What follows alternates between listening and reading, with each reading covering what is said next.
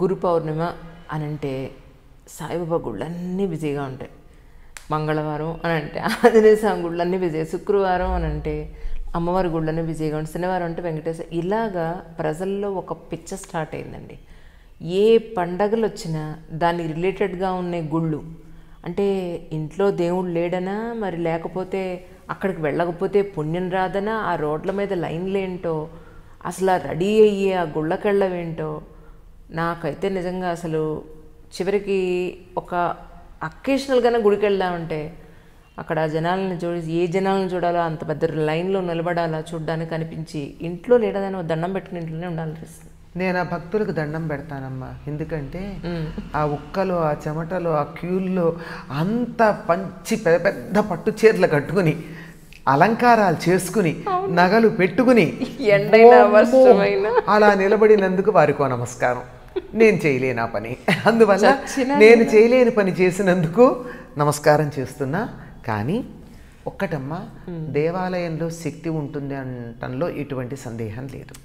ఎందుకంటే అక్కడ యంత్ర ప్రతిష్టాపన జరుగుతుంది, ఇక్కడ ధ్వజస్తంభం కింద యంత్రం ఉంటుంది. ఈ రెండు యంత్రాలకి భూమి కింద రెండు రాగే గనక చక్కని విద్యుదయస్కాంత తరంగాలు వెడుతూ ఉంటాయి. అంతరిక్షంలో ఉండే శక్తిని ధ్వజస్తంభం పైన ఉండేటటువంటి లోహపు తొడిగే ఉంటుంది కదా, అది గ్రహించి భూమికి పంపితే అక్కడ ఉన్నటువంటి అది వెళ్ళి గర్భగుడిలో మూల విరాట్ కింద ఉన్నటువంటి ఆ యంత్రం దగ్గరికి చేర్చడం ఇదంతా ఉంటుంది. పైగా మనం అక్కడ చేస్తున్నటువంటి పూజలు, పునస్కారాలు, ప్రదక్షిణాల వల్ల మనకెంత శక్తి వస్తుందో దానికి కూడా అంత శక్తి పెరుగుతుంది. ఎక్కువ మంది భక్తులు వెళ్ళినటువంటి గుడికి ఉండేటటువంటి శక్తి అంత తక్కువ మంది వెళ్ళిన చోట ఉండదు. భక్తులు వెళ్ళడం అంటే ఈ తోపులాట్ల గురించి నేను చెప్పటం, ప్రాణాలు కోల్పోయిన తోపులాటలు మొన్న విన్నాం కూడా మనం కొద్ది రోజుల క్రితం. అట్లాంటి వాటి దగ్గర కాదు, మామూలుగా జపాలు, ధ్యానాలు, అర్చనలు, పూజలు, భజనలు జరిగేటటువంటి చోట, లేదా పురాణ కాలక్షేపాలు, ఇట్లాంటి సత్కాలక్షేపాలు జరిగేటటువంటి చోట ఎక్కువ శక్తి కేంద్రీకృతం అవుతుంది. అటువంటి చోట ఉన్నప్పుడు మనకు కూడా ప్రశాంతత కలుగుతుందని పెడతాం. కానీ వాతావరణ ప్రశాంతత చెడగొట్టేటటువంటి చోటికి అటువంటి సందర్భాల్లో వెళ్ళినందువల్ల మనకేమైనా అమ్మయ్య మొత్తానికి చూసి బయటపడ్డాం అనే తప్ప ఎక్కడన్నా ప్రశాంతత, మనసు నిండుదనం ఉంటోందా? ఉండట్లేదు గనక అటువంటి దానికి వేలం వెర్రిగా వెళ్ళాలా అన్నది ప్రశ్న. ఎందుకంటే ఈ ప్రశ్నకి సమాధానం నా ప్రవర్తనే కనుక నేను పర్వదినాలలో ఎప్పుడు దేవాలయానికి వెళ్ళలేదు, ఎప్పుడు వెళ్ళాల. ఎందుకంటే చాలా కొద్ది సందర్భాల్లో వెళ్ళిన సందర్భం కూడా అక్కడ వాళ్ళు పిలిస్తే, అంటే అక్కడున్న ఆలయం వాళ్ళు పిలిస్తే ఆ దేవత పిలిచిన, దైవం పిలిచినట్టుగా భావించుకుని దేవుడు పిలిచాడని చెప్పి వెళ్ళి, అలాంటి సమయంలో నాకు దర్శనం బాగానే దొరుకుతుంది కనుక ఆ దర్శనం చేసుకురావడం తప్ప నా అంతటి నేనుగా వెళ్ళి అటువంటి ఇరుకులో అంత కష్టపడి వెళ్ళాల్సిన పని లేదు. నేను తిరుమల కనీసం తిరుమల కాదు, తిరుపతి కనీసం సంవత్సరానికి ఈ మధ్య కాలంలో 7-8 సార్లు అయినా వెడుతున్నా. కానీ తిరుపతి వెడుతున్నానే కానీ తిరుమలకి సంవత్సరానికి ఒకసారే వెడతా. ఎందుకని?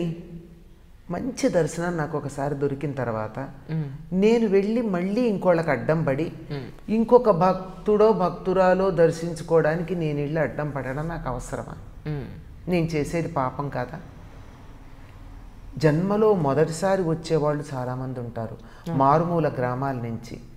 అట్లాంటి వాళ్ళు చాలా కష్టపడి వచ్చి దర్శనం కోసం వస్తే నేను 4 సార్లు దర్శనం చేసుకుని మళ్ళీ ఇంకోసారి దర్శనానికి వెళ్ళి వాళ్ళ దర్శనానికి అడ్డం నిలబడ్డానంటే దేవుడు నన్ను మెచ్చుతాడని నేను అనుకోను. అందుకని మళ్ళీ రేపు 21న వెడతాను, 22న వెడతా, 23 అక్కడ దిగుతా, మళ్ళీ 23 రాత్రికి బయలుదేరి వచ్చేస్తా. కోదండరామస్వామి ఆలయానికి వెళ్ళి తిరుపతి అధిదేవం అయిన కనుక ఆయనకు నమస్కారం పెట్టుకుని వస్తా. అంతేగాని తిరుపతి దాకా వెళ్ళాను, టీటీడీ వాళ్ళే పిలిచారు కనుకనే బలవంతం చేస్తే నాకు దర్శనం ఇప్పిస్తారు అనుకుని ప్రతిసారి అలా వెళ్ళడం అన్నది అది ధర్మం కాదు. అందువల్ల ఎన్నిసార్లు దర్శనం చేసుకున్నామని కాదు లెక్క, అసలు భగవంతుడు నన్ను చూశాడా లేదా అన్నది ముఖ్యం. నేను చూడ్డమా, నా మొహం ఈ కళ్ళు ఏమిటి, చర్మచక్షువులతో భౌతిక పదార్థం చూస్తున్నానంతే కదా, దాని వెనకాల ఉన్న తత్వాన్ని నేను చూశానా, ఆ తత్వం నాలో ఉన్నటువంటి జీవుని ఒక్కసారి అనుగ్రహించిందా అన్న భావన ఎవరికి కలుగుతుందో తెలుసా అమ్మ? మారుమూల పల్లెల నుంచి వచ్చి నెత్తి మీద మూటలు పెట్టుకుని 24 గంటలు 26 గంటలు క్యూలో నిలబడి ఎవరు తోస్తున్నా ఏమీ అనకుండా వాళ్ళంతట వాళ్ళు తోసుకుని ముందుకు రాకుండా దర్శనం చేసుకునేటటువంటి అమాయక భక్తులు ఉన్నారే, వాళ్ళు జన్మలో ఒక్కసారి దర్శనం చేసుకుంటే వాళ్ళకి భగవంతుడు అనుగ్రహం వాళ్ళకు ఉంటుంది. మనకా కాదు. అందుకని నేను అటువంటి దర్శనం చేసుకునే వాళ్ళకి అడ్డు వెళ్ళకూడదన్న ఒక్క నియమంతో అన్నిసార్లు వెళ్ళను. అప్పుడప్పుడు దర్శనం చేసుకుని వస్తా, సంవత్సరానికి ఒకసారో 2 ఏళ్లకు ఒకసారో, అంతే తప్ప అలాంటిది ఈ వేలంబెర్రేమిటి, అదొక ఫ్యాషన్ అయిపోయింది. నేను గుడికి వెళ్ళాను అని చెప్పుకోవడం, నువ్వు వెళ్ళలేదా అని అవతల వాళ్ళని వెళ్ళనటువంటి వాళ్ళని ఏదో మహాపరాధం చేసినట్టు పలకరించడాలు, పొద్దున్నే వెళ్ళొచ్చేసాం, నేను తెల్లారదామనే వెళ్ళొచ్చాం అంటే అదొక రకమైన ఈగో సాటిస్ఫాక్షన్, 10 మందికి చెప్పుకోవడం అన్నది కనపడుతూ ఉంది. ఇంకొకటి ఏంటంటే దేవుడు, స్పిరిచువాలిటీ అంటే ఆధ్యాత్మికత అనేవి కూడా పెద్ద కమాడిటీస్ అయిపోయినాయి ఈ రోజు. అన్నిటికన్నా గొప్ప సేలబుల్ కమాడిటీ అయిపోయిందమ్మా. మీరు ఇది చేస్తే ఈ పుణ్యం వచ్చేస్తుంది, ఇది చేస్తే పుణ్యం వచ్చేస్తుంది, నేను ఈ మధ్య బాగా డబ్బు సంపాదించాను కదా, అందువల్ల ఈ డబ్బు పెట్టి నేను పుణ్యం కొనుక్కుంటున్నాను అన్నటువంటి ఉద్దేశంతో పుణ్యం కొనుక్కుంటున్నాము అనుకుని చేస్తున్నటువంటి చాలా ఉన్నాయి.